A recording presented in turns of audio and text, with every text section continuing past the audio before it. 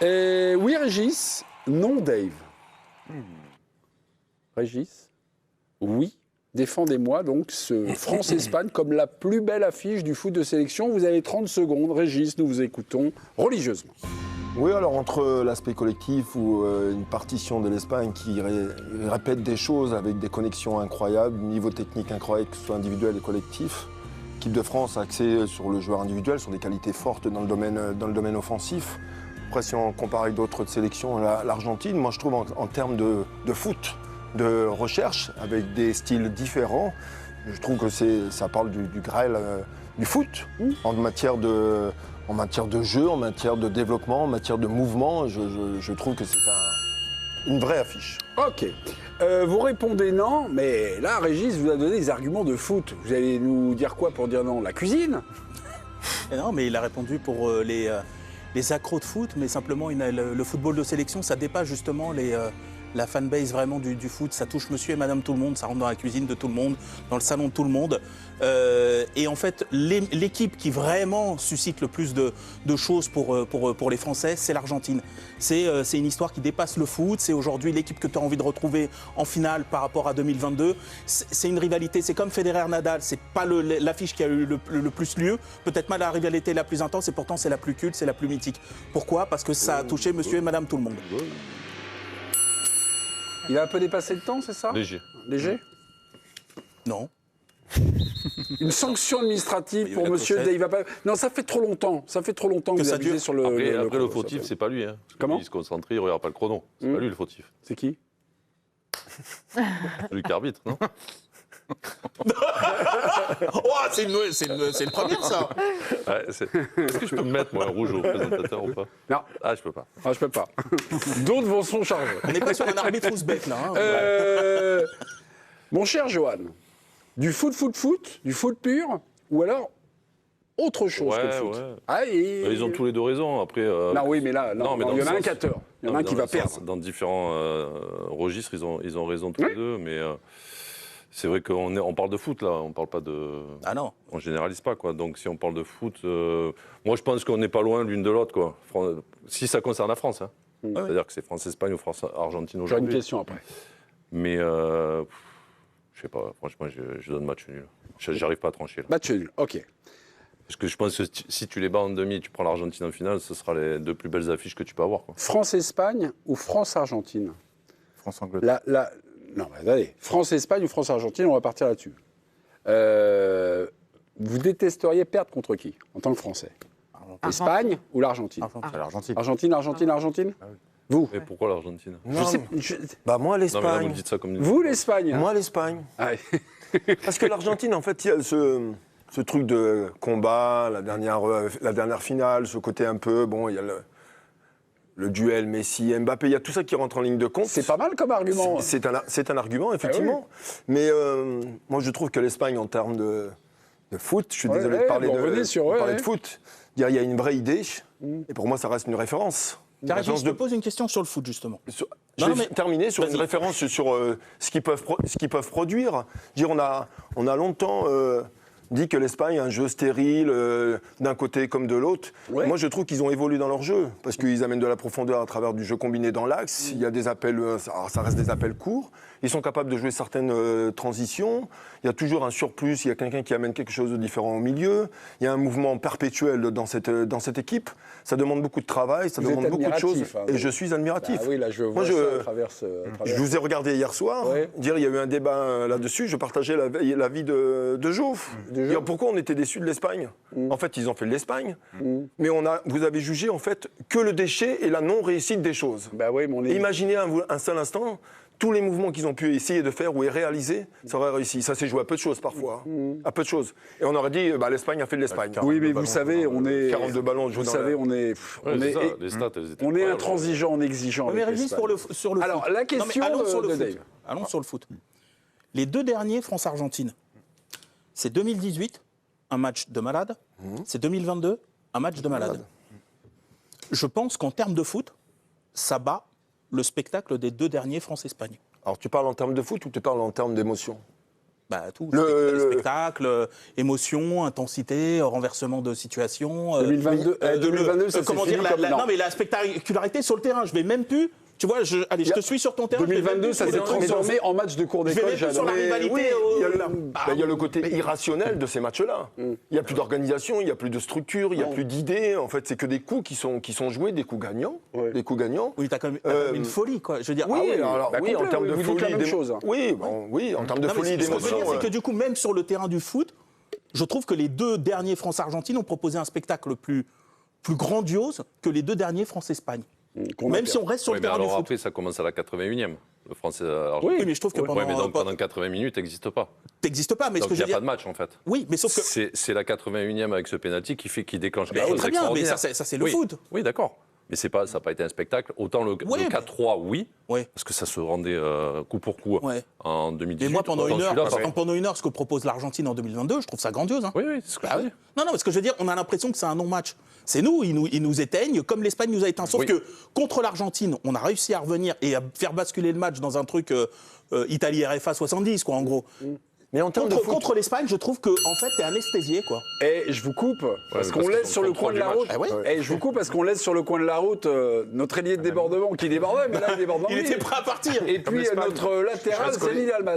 Alors attendez. Collé à la ligne, j'attends que ça. Voilà. Mais alors ça va démarrer sur la latérale. Céline Dalma. Elle va faire un changement d'aile. Vous c'est quoi? Vous c'est France-Argentine? Ouais, c'est l'Argentine parce que moi j'arrive pas à dissocier les émotions, le bonheur, ce que ça peut apporter du foot. Et moi, j'ai pris comme je suis comme Dave, j'ai eu plus de bonheur et de plaisir à regarder les 2 derniers France-Argentine, effectivement. Pardon, vous êtes comment, là, avec l'Argentine? Quand l'Argentine était menée 2-0 par l'Égypte... J'étais pas mécontente, même si j'aime beaucoup Lionel Messi et que ça m'aurait fait un peu mal qu'il soit déjà à la retraite. Voilà. Mais non, ça ne m'aurait pas dérangé que l'Argentine soit éliminée, même si, voilà. C'est une équipe vous polissez vos formules, vous avez un air à avoir 2 airs, mais continuez. L'Argentine, c'est une équipe déjà que j'appréciais beaucoup quand j'étais un petit peu plus jeune. C'est vrai qu'il y a cette rivalité qui est née avec l'équipe de France, et notamment en 2022, qui fait que je serais pas malheureuse s'ils sont éliminés ce soir par les Suisses. Mais oui, non, je trouve qu'il y a toujours quelque chose en plus, et moi, c'est ce que j'aime dans le foot. Oui, l'Espagne, on ne peut pas rester insensible à ce qu'elle propose. Enfin, moi, je suis d'accord avec Régis, c'est magnifique. Et surtout que j'ai l'impression que cette équipe d'Espagne, après sa Coupe du Monde 2022, qui était ratée, on peut le dire, elle a su se réinventer, et je trouve que c'est magnifique ce qu'elle fait maintenant avec des joueurs qui sont quand même peut-être un peu moins doués que les générations qu'elle a eues avant. L'entrée en jeu de Ludovico Bragna. Oh, Ludo. C'est pas France-Argentine, c'est pas France-Espagne, c'est France-Angleterre, mais c'est du rugby ou du foot On pourrait mélanger. Mais ça devient de plus en plus foot. Notamment, je me souviens de ce match-là avec le... Je ne sais pas si vous vous rappelez de l'atmosphère quart de finale 2022. Juste avant le match, pendant le match et comment on était après. Franchement, moi, ça a créé une émotion particulière de l'ennemi, du voisin qu'on adore détester d'ailleurs. Et je trouve que le football anglais est en train de revenir, en tout cas, se hisse à chaque fois dans les derniers carrés.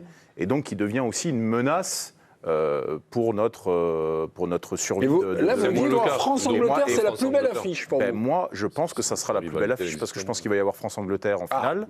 J'avais adoré le match qu'il y avait eu en 2022. En 2022. Et je crois que ça va devenir le nouveau... parce que l'Angleterre est probablement l'équipe qui peut nous faire le plus mal par rapport à nos points faibles et à leurs points forts. Je trouve qu'il y a une espèce comme ça de confrontation qui fait que cette affiche-là me paraît celle qui pourrait être la plus dangereuse pour l'équipe de France. Je pense qu'il faut passer la Norvège quand même. La Norvège a des caractéristiques pour inquiéter l'Angleterre aussi. On aura un petit débat de l'Angleterre contre la Norvège. Est-ce qu'il doit, excusez-moi, mais pour ça, est-ce qu'il doit y avoir, pour que l'affiche soit la plus belle, une sorte de détestation? Quelque chose comme ça. Ben non, mais tu détestes pas l'Espagne. Non, mais on déteste l'Argentine. Mais tu détestes parce que tu perds la finale. Bien sûr, mais c'est né de ça. Sinon, il n'y a pas de tension entre les joueurs. Entre les joueurs, il y a des tensions. À la fin du match, il y a eu des polémiques.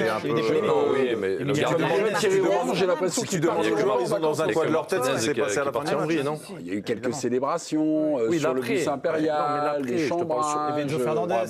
Oui, un peu de racisme aussi, qui avait posé des problèmes à Chelsea. On parle de terrain, en fait. Non, mais on ne parlait pas de ce qui s'est passé. On parle de terrain. Ça crée l'atmosphère. Il n'y a pas que le terrain. Je demande pourquoi on les déteste. Il n'y a pas que le terrain. Il n'y a pas. Enfin, non, c'est pour ça que je vous branche moi sur la détestation, le côté. On les Allemands, je les aimais pas parce que c'est passé sur le terrain. Et puis, ça, oui. Là, oui. Je vois pas pourquoi. C'était vraiment sur le terrain, mais c'était. Non, mais il y a les gens. Pardon, il y a une confrontation de culture aussi. Il y a la culture du sans filtre chez eux, qui nous agace profondément, où ils dépassent la ligne quotidiennement, sans regret, sans remords, sans rien. Donc évidemment que c'est devenu aussi un peu personnel, cette histoire avec l'Argentine. En tant que Français, on se sent fier. Et tu le retrouves chez les gens qui suivent la Coupe du Monde.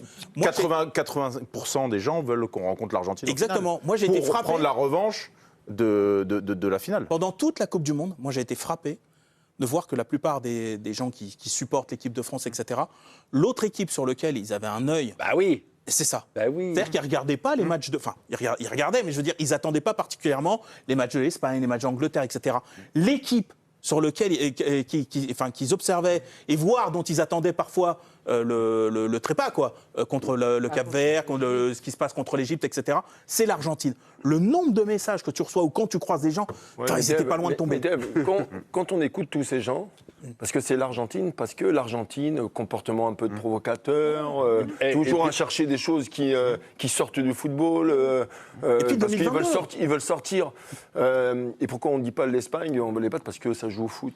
Je sais bien, non mais 2022... Parce que là, on fait une comparaison, on s'agace sur un problème de comportement de l'équipe adverse, parce qu'il y a une forme de rivalité d'ego, il y a une revanche d'ego humain, de personnalité. Mais il n'y a pas que ça. Et là, l'Espagne, c'est un ego de foot, de collectif, d'idées de jeu. Tu sais comment c'est, je connais ton caractère. Quand tu te fais tenser avec Bastia, quand il y a Bordeaux, et que tu joues, et que tu dis Bordeaux, putain, cette année, on va se les faire. On va se les faire cette année. Mais il y a quand même cet esprit de revanche.